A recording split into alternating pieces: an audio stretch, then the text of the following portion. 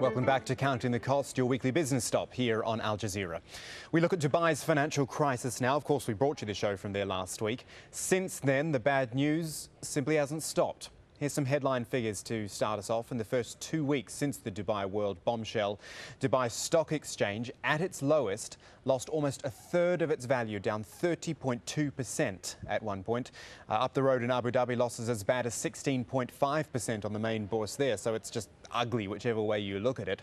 Even worse, arguably, as we zero in on Dubai World's famed property arm Nakheel, a first-half loss there in 2009 of $3.6 billion. That is after a series of write-downs. Total debts for the same period, $20 billion. Just one more figure to throw out there, which kind of sums up Nakheel's fortunes right now. You know the Palm, its man-made island off the coast of Dubai? Well, it's sinking. European surveyors Fugro NPA reckon it's going down at a rate of 5 millimetres per year. Mightn't sound like much, but in the current climate, that is not the news anyone wants to hear. So as all the bad news rolls in, all eyes are still on the potential talks between Dubai World and its creditors. This has in many ways been a crisis characterised by a lack of communication, or at least a perceived lack of communication. Here's one financial opinion from an international law firm which operates here in the Middle East. I think in the immediate term they should be looking at the outcome of any negotiations Nakheel or Dubai World would have with the bondholders.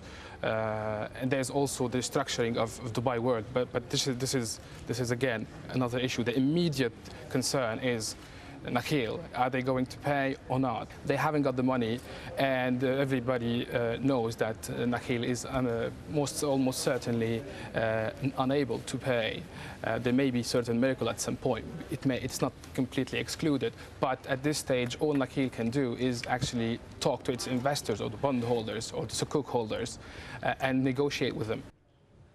And some of the talk we have seen in the last week or so has been directly from the Dubai government rather than Nakheel or Dubai World. It's a bit of a murky area really, because people have just assumed Dubai World as a government-owned company would be automatically backed up by the government itself. But in all its communications so far, the Dubai government has been quick to emphasise that is not the case, and thus demonstrate that while Dubai World's in trouble, Dubai as a whole is apparently not. As any other company, in order to get some finance, it sells some of its assets. These assets could be foreign or local ones, assets that belong to the company and not government assets. There was a misinterpretation in the media saying that the government of Dubai intends to sell some of its assets, which is not true at all. The company owns real estates inside and outside the country, and nothing forbids us from selling it. But beyond that, there is a big unknown, and I think our regular contributor, Andrew Critchlow from Dow Jones Newswire in Dubai, sums up here what a lot of people are thinking, that perhaps after weeks of financial misery and bad news coming out of Dubai, there's a very good chance of more to come. As far as the creditors are concerned and the banks involved in trying to restructure some of this debt, Dubai World is just the start. Nakheel is just the start. These are considered to be the tip of the iceberg in terms of Dubai government-owned companies that are sat on mountains of debt. This all needs to be restructured. New agreements agreed with the banks and the creditors. So we're really just at the start at the moment. Dubai's economic model is built on attracting people, attracting foreign expatriates, attracting international companies to base their businesses here, attracting banks to developments like the Dubai International Financial Centre. If you're not going to pay your debts, it's going to be difficult to attract those banks. So I think that in 2 years' time, it's going to look pretty similar, but behind the facade, there's just going to be fewer people. But not everyone's adopting that view. Have a listen to this now from Robin Amlo, the managing editor of Middle East Banker magazine. I think it's a nice bit of perspective, actually, in amongst all the doom and gloom. Here in Dubai, people like me usually end up being in one of two camps. You're either a cheerleader for Dubai, I'm not, or you're a doomsayer for Dubai, I'm not. You can't be a cheerleader here, everything is not rosy, but I don't see Dubai disappearing into a sand dune either. It's here to stay. It will trade its way out of trouble, it's going to take a few years to do so, but the sums of money involved ultimately are not huge compared to those that have been thrown around the financial services industry around the world in the last couple of years. I think we need to have a little bit of perspective on what's going on here. It's substantial in terms of Dubai's own economy, but not substantial in global terms. People were fooling themselves yet again if they thought it was going to be different this time. Now, where to from here? Let's check the diary for you. Most urgent is the expiry of Nakhil's $3.5 billion Sukuk or Islamic bond. That's December 14th and represents the first major hurdle for Dubai World to overcome. A week later, 21st December, there's a full creditors meeting scheduled, although talks have already started on a smaller scale. That's where they'll decide if May 31st, 2010 is really acceptable as a date to which repayments can be frozen, bearing in mind Dubai has hinted it may need more time. And of course, there'll be continuing coverage of the Dubai financial crisis as it unfolds, both here on Counting the Cost and on Al Jazeera's hourly news bulletins, and online at aljazeera.net/English. This is our business page with up-to-date headlines, video on demand, and a link to our blog with more analysis from the business team. Now, a couple of weeks ago, as the Dubai World story was breaking, we brought you a story from Dubai about the cutbacks in golf sponsorship there. Nakhil, there's that name again, had to slash the prize money it was offering for the end-of-season European golf tournament in Dubai. And that was even before Nakhil revealed its problems. It's not alone, though. Think about insurer AIG's spectacular fall into the hands of a government bailout, which forced it to give up sponsoring the Manchester United Football Club. Or Citigroup, which faced the wrath of US lawmakers and taxpayers after it paid $400 million to name the New York Mets' new baseball stadium, a deal admittedly done before Citi received its $45 billion government bailout, but still not a good look, is it?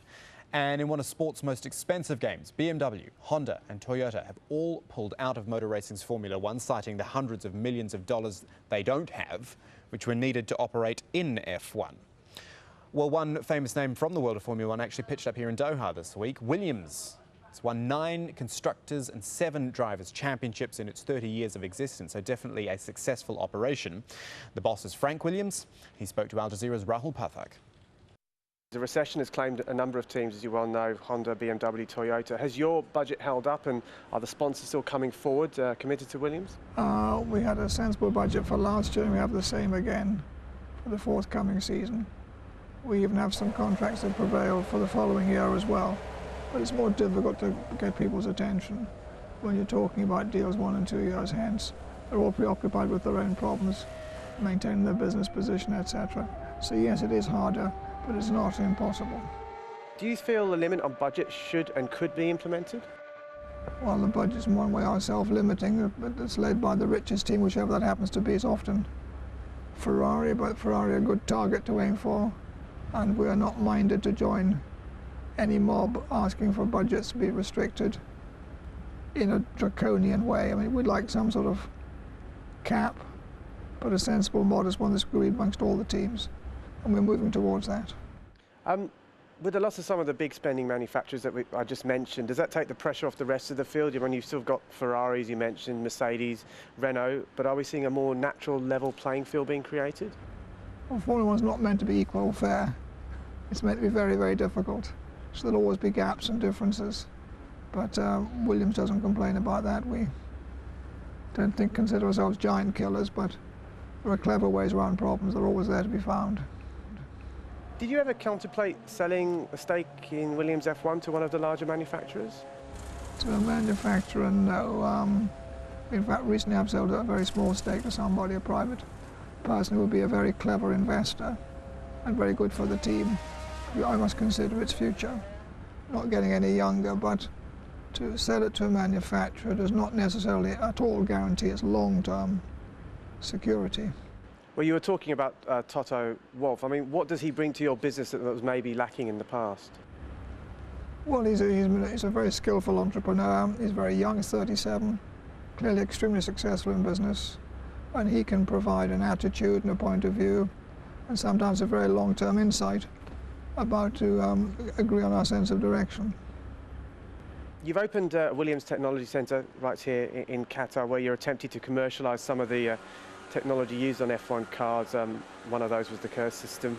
Now that was introduced for the 09 season to save fuel, and it was subsequently killed off due to money issues. Do you think that's a regressive step? We do, yeah. We would like to have seen cars continue without interruption. Yes, it is quite expensive depending on your approach. There are many ways to get the same job done. Rather than just bulldoze it with money. We can never afford to do that. And we have solutions that are affordable. Difficult but affordable. Now, we believe strongly in its necessary application for the future of Formula One in a world that's becoming more and more preoccupied with the carbon problem. Silverstone recently clinched a 17-year deal to continue to host the British Grand Prix. I understand they're paying nearly $20 million a year for the privilege. Can European track owners compete in a market where countries in Asia and the Middle East, backed by wealthy governments, continue to seek the opportunity to host races? Well, I think Mr. Ecclestone will always find the money, as much money as he possibly can get his hands on. And clearly some circuits, some Grand Prix can pay far more than others. But the median is that he has enough races. He has, I think it's going to be 19 next year. And they're all paying a certain sum of money, difference in some areas, into an annual pot, and Mr. Ecclestone will distribute that in his normal manner. Is it healthy for the sport when most of the newer tracks have seen relatively empty stands, and can the sport continue in its current form where a lot of the races, maybe not all of them, but a lot of the races tend to be processions? Well, you're right to make that comment. I mean, some of the tracks almost mitigate against overtaking, and that they have to be remedied. And also some of the races are better watched on television than they are actually in the stand, because in the stand you see one corner. At home you see many points of action, and we were aware it's an ongoing problem, but there still seems to be plenty of support, very internationally, all around the world. Is Formula One still a good product, or are you concerned that sponsors and viewers may walk away?